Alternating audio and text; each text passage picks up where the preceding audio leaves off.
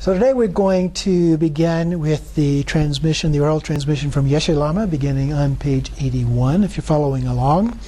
This begins with the section Observing Clear Light through the 3 Key Points. So this is the second of other broader part here. So second, observing clear light through the 3 key points is as stated in the reverberation of sound. One must rely on the key points of the entranceway. This refers to the body, speech, and mind and the 3 postures. So one must rely on the key points of the entranceway, the object, which is the sun, moon, and lamp at this level, and the winds, which is your breath, and awareness. So the key points are delineated here by commas, whereas other texts refer to them as actual terms. Therefore, 4 rather than 3 key points are optional. So if you look at the way this is worded, you have entranceway, comma, object, comma, winds, comma, and awareness. But there are no commas in Tibetan, so it might be entranceway, comma, object, comma, winds, and awareness as one. So that's what it's referring to here in terms of the 3 versus 4. When 3 points originate as terms, they are as follows. When the winds and awareness are relaxed, wisdom will be achieved. Thus, from the perspective of the single function of the winds and awareness, this is explained as 3, entranceway, object, and winds and awareness as one. This way of categorizing is not contradictory. In addition, there are other ways to establish this. Concerning that, first there is the key point of the entranceway for arising as stated in the Root Tantra. The key point of the entranceway is to gaze upward, downward, and sideways. Thus, since the Dharmakaya poses the eye of the nature of phenomena, the manner of gazing is upward toward the crown of the head. This is the key point of the downward dispelling habits. Since the Sambhogakaya possesses the eye of wisdom, the manner of gazing is directed outward. And this is a key point for mingling samsara and enlightenment as one taste. Since the Nirmanakaya has the eye of prajna, the manner of gazing is downward. This is the key point for directly ascertaining the appearance of wisdom. The key point of the entranceway does not end here. If one were to encounter the inner meeting, it states in the Garland of Pearls, appearing from the crown aperture of exaltation, the unceasing chain of awareness is non-conceptual. Thus indicated by the entranceway for the wisdom of transference, that would be Poha, the radiance of the nature of emptiness arises from the central channel of light. From within the channel of the lungs, the radiant awareness of compassion arises. Now remember before it talked about a separate channel connected to the 2 lungs. That's referring to here. Recognizing the 2 ordinary channels of the eyes as the path is a limitation, indicating a lack of understanding. Thus it is taught. Although this point is made, at the present time of practice, 2 gateways are sufficient. So after all of that, he summarizes it down to just 2 things. With eyes half open, look at the sun. Appearances will be lucid like constellations in the east.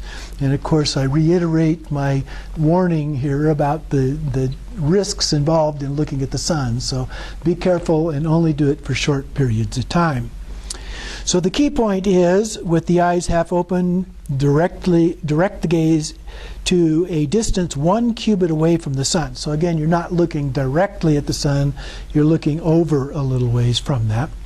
The sign that the key point of the entranceway has been accomplished will be that one is able to gaze at the object indefinitely.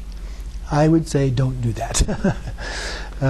You could wind up being blind or partially blind as a result. Second, the key point of the object, which is the basis for their arising, is that in a place free from non-conducive circumstances, lofty, clear, and open, In the late summer and fall, before the harshness of winter, as well as the springtime, a beginner should practice by gazing at the two rays, that's a reference to the sun and the moon, in pure space, completely devoid of circumstances such as clouds or wind. Once the space awareness separates from the point between the eyebrows with a very relaxed face, one should turn to the west in the early morning or east in the late afternoon. So what he's talking about here is that we do the initial gazes looking at the sun or the moon, and then after that, then we do what we normally talk about as sky gazing. Okay? Also, his mention of the summer and fall. Here, summer can be a little bit hot to go out and do this. Plus, we oftentimes get the clouds from the monsoon rains and so forth. But fall is really a lovely time for doing this. So we're just entering a perfect time for doing these practices.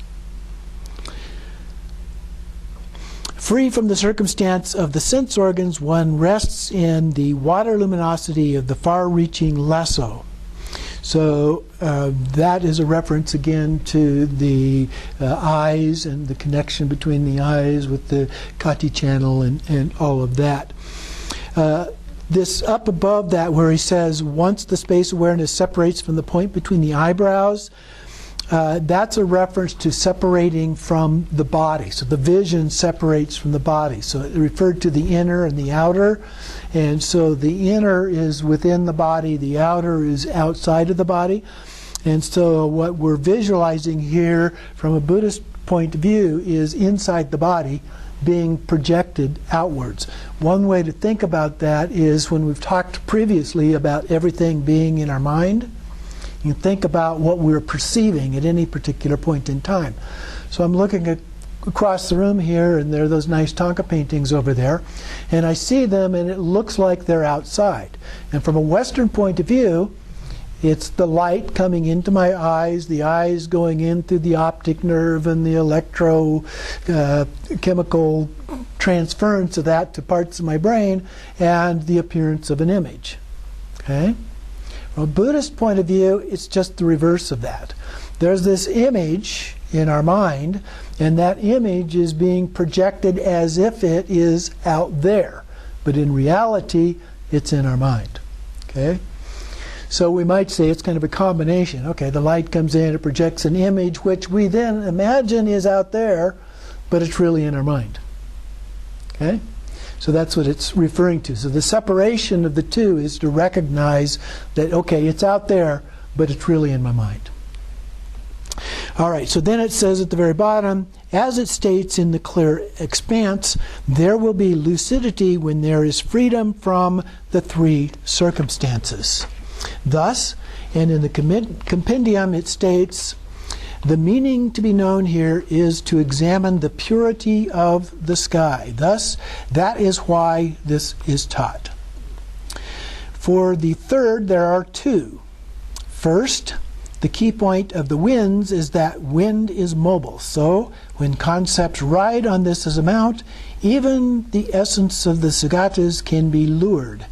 Therefore, the method for averting the cause of that is the heart essence tradition of breathing through the mouth rather than the nostrils. Exhaling and inhaling very slowly and calmly with lips and teeth almost touching is a special feature of this tradition. So in terms of the breathing aspect of this, we're breathing, but we breathe with our mouth open, not wide open, just barely open. So just enough that the air can come and go out of that. The difference is that in all the Upadeshas which specify wind be inhaled through the nostrils, the wind is the object to be purified within the four chakras. By the force of that, wind is easy for obstructions and faults to occur. Here, by bringing the wind in through the mouth, the wind that circulates through the lungs is purified by relaxing in its place, and radiance dissolves into the heart. Conceptual wind, as the object to be cleansed, is purified in its place without rejection. The individual qualities of the chakra are spontaneously present without being sought. That is a key point for liberating wisdom wind in clear light. Maintaining long, extended breaths without force is mentioned in the clear expanse. When gently equalizing the flow of the breath, breathing becomes slight, and the coming and going of the breath will cease. Now, it doesn't literally cease. Alan Wallace at one time was giving a teaching here when he was here for a workshop for us, and he was saying you don't completely stop breathing, even though that's the way it describes in many of the texts, but it becomes so subtle that you don't notice it. Okay? So it's not that you stop breathing, but it just becomes really subtle as a part of that. So with the breathing here, the point that it's making in that paragraph is that when you're breathing through the nostrils, there's a chance for some obscurations to be involved by virtue of the way that you're breathing. And when you breathe through the mouth, then that is overcome and purified. So that's the essence of that point. Second, the key point of awareness is that by engaging in the modes of gazing and the postures just explained, as well as practicing according to the three key points of the entranceway, the postures, object, sun, moon, and winds, the breath, one leaves aside all responsibilities and maintains a state of complete inactivity. So this goes back to that basic stillness that we've talked about before. The indication that existence has been perfectly liberated is that by focusing on the vast openness of the clear expanse of outer space, or the sky, it will seem as though awareness is dissolving. Then an orb of very pure and radiant blue light will initially arise. From that, the way that appearances emerge is as the 5 radiant lights of 5 colors, resembling an unfurled bolt of brocade cloth. This is referred to as the inner space appearing outwardly. In the Tantras it states, space is both outward and inward. Outwardly it is like a cloudless sky, and inwardly it is luminous. So part of what we're talking about here, there are a number of different things that you will see when you begin doing sky gazing. And one of the things that happens, that actually tends to happen before what it described there, is as you're looking at the sky, it's all blue. First you want to try and stabilize your gaze. If your eye's moving around, you think you see something and you look at it, and then you look at something else, you're going to be in big trouble when you do that. So you want to be able to just stabilize your eyes at one spot in the sky. But when you do that, you'll begin to notice around the periphery of that little white flashes, like little lines, short and little white lines going on. That's usually the first thing people see. What that's caused by physically is it is white corpuscles in your eye, in the inside your eye, going through the different parts of the blood vessels there, and because it's mostly red blood vessels, which are smaller and we don't see. And so when a white one, a larger one, goes through, it's white and it creates the image of light. Okay, it's not actual light, but because it's bigger, it hits into the receptors in the eye and causes a little flash to appear. So you may see those kinds of things initially. But then it's talking about this blue light that appears. Once you start staring into the sky like that for a little bit, it appears that initially it's all even. But within a little bit of time, what tends to happen is that the center part of that begins to turn a darker blue, and around the outside of it, almost like a halo, but it just kind of goes out from that, is a lighter blue color. So that's kind of what it's referring to in that first part. So you may begin to see that as well. Thus it is, because I never noticed that any scholar practitioners of the past had comprehended the meaning of this key point about the outer and inner space, I am compelled to include this quote from the Guru, who is the original Buddha. Some people identify this only as cloudless outer sky. That perspective is extremely unacceptable.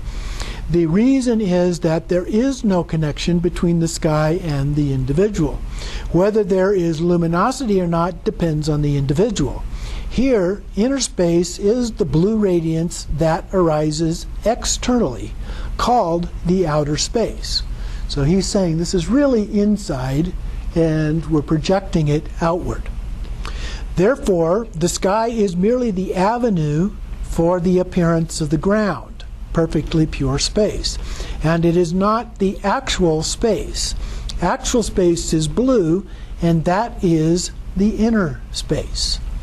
In this way, space and the visions that arise are called both outer space and inner space. Okay, so you get what he's talking about here? Even though it's differentiated as outer and inner, he's saying it's really all inner. Although referred to separately, it should be understood to be like a tent of dull rainbow light that becomes increasingly more lucid. This is not like retracting the inner or projecting the outer. One arises from the other. Outer and inner appearances must be understood in this way. So it's kind of a both and instead of an either or. So it's not either outer or inner. It's both outer and inner together. And then he continues, so it is. Therefore, by understanding this, within the luminosity of pure space, that which arises as the purification of karmic wind is the luminosity of the empty vital essence, which is the Tigle. Now, we haven't talked much about that part yet. The what? The Tigle, or Bindu. Just as when a stone drops into a well of water and circular ripples appear, rings of molecules as five-colored light and so forth become evident. And so when you're doing this, particularly when you look at the sun, maybe you'll have this experience with the moon as well. And by the way, right now happens to be a really good time to look at the full moon. We have a full moon this evening coming up, along with a full eclipse of the moon. But we've got a really good, extra large full moon coming up tonight. And so you can look at it. If you squint just a little bit, you may be able to see these kind of transparent or dot-looking circles or dots. And so those are the Tigles. And so as you look at them, they begin to take on rainbow colors around the outside edges of those. So that's what it's referring to here. In my experience, it's easiest to do that when you're looking toward, not at, the sun and squinting. Okay? And actually, physically, the eyelids actually help create the rainbow colors when you do that. So you look at that, you look not at directly, but a little bit over to the side, so it's coming in at a little bit of an angle, which minimizes the possibility of damaging the retina. And you look at it that way for very short periods of time as you're squinting. Okay? But when you do that, that bright light, because the sun is extremely intense bright light, coming in against your eye creates these images of all of these little dots or circles to the point that you it may look like your entire field of vision is covered in them. Okay? But there may be some that are more that are larger, more distinct than other ones are. You may notice some that come and others come and go and so forth. So it can vary. I've noticed a difference, for example, between my right eye and my left eye. So you can play with it and look at it. But the idea of doing it at this point is to become familiar with those things, because we use the same thing when we do the sky gazing, but because we're not looking at the sun, it's a lot more subtle. So once you've recognized them by looking toward the sun, then it becomes much easier to recognize them when you're doing the sky gazing into the blue sky. Okay? So that's the basic idea of what we're doing here. By emphasizing that the far-reaching gaze, extremely radiant inner awareness, is experienced without materializing. This is the nature of the luminosity of the self-emergent prajna.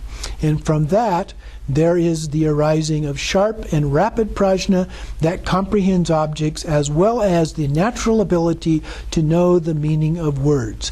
This is the energy of prajna.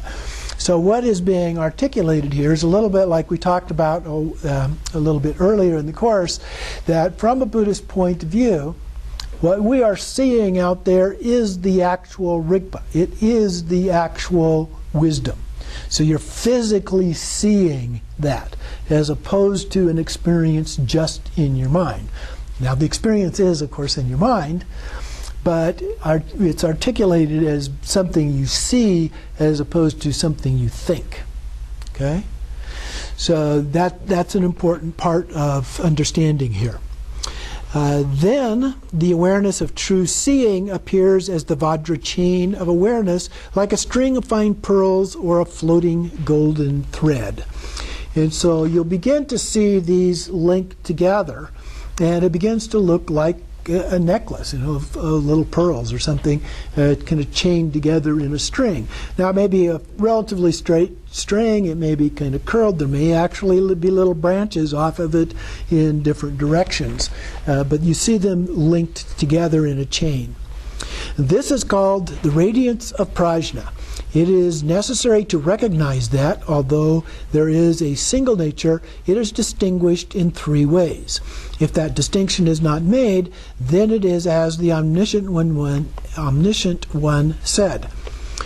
Some say that cognition is the prajna luminosity that naturally occurs. Some say it is inner radiance. Still others say it is the chain of awareness.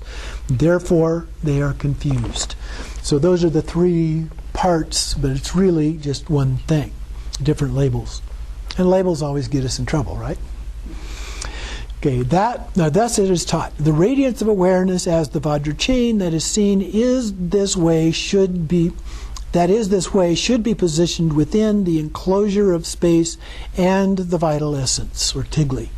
So we enclose it within that space. So at this point, unlike Trekcho, where you get this sense of just huge, vast space, you encompass it within the space that you're actually seeing here, okay, as a part of that.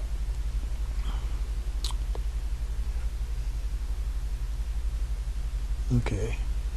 In the clear expanse of states, it says the key point of awareness is to hold the Vajra chain. So that means to stabilize that chain. This should be practiced by those whose appearances are relaxed. Okay, so you want to be relaxed as you do this, but you also want to be very, very stable. Now, when you're looking at a physical object, it's easier to stabilize, but that's one of the reasons why these earlier practices are beneficial before going into this. You've trained yourself to be able to look specifically at a physical object. And then as we go into the deity practices, we have more of a mental object. But again, you stabilize your eyes so you can look at something that you are visualizing. Okay? And then here, we're going back out into the sky, and we have objects that will move. If your eyes move, the things will move. Sometimes they move specifically with your eye, in conjunction with your eye. Sometimes we have what we call floaters, and these floaters actually literally float. You can have a stable eye, but they will float. In my eyes, they tend to float downward. But if I move my eye, it will move and then again float down. Those are objects that are actually shadows on your retina. The material inside your eye, the jelly material inside your eye, as you age, tends to change in the density here and there. And as a part of that, certain parts of it actually create shadows on the back of your eyeball. And so it appears like something dark, kind of floating, kind of veil-like almost, kind of floating and usually floating downward. It looks a little bit different than the Vajra chain and the Tigles and so forth that you might see. So you may see those kinds of things as well. Thus it is. During this time, If one falls prey to even a hair's worth of analysis concerning the appearance of light, then the Vajra chain awareness will become materialized, binding one to hindrances and pitfalls. So don't try to analyze what's going on. Just look at it. Okay? That's the point. The visions of the luminosities are one's own nature of phenomena itself rendered evident. So one must train in fearless conduct without fixation. Until familiar, the appearances will move like a mirage, buoyant and shimmering. If one takes care to gradually guide through this way of gazing, then by achieving familiarity, however much the inner nature of the channels vanishes into light will be how much space awareness separates from the point between the eyebrows. In other words, as we stabilize, then the degree of the kind of movement of the winds, the images coming from inside, will depend on what we're actually seeing, as if they are on the outside, and we look at them as being on the outside as a part of that. The circumstance of depending upon external objects will decrease, thus allowing the experience of the four visions to gradually increase. Okay? So these are all preliminary to the actual four visions, if you will. Subsequently, since this is to see through the ordinary eye, it is necessary to reach the ground of exhaustion. If this is seen through the eye of prajna, simultaneous exhaustion will occur without the certainty of gradual stages. This is due to the inconceivable differences among individuals. However, in both cases, even for someone whose channel of ignorance is superior, the manner of arising will still be unpredictable. So each of us are going to be a little bit different, so we don't expect it to be exactly X or exactly Y. It's going to vary a little bit from one to the other. That is why one should not assume this is a sign of perfecting this path. Based on the sole root cause and contributing circumstance of heat and moisture, a seed can prematurely ripen, yet become impotent. Therefore, it is crucial to know one's level only through consulting the Upadesha of the final result. So that's our oral transmission for today.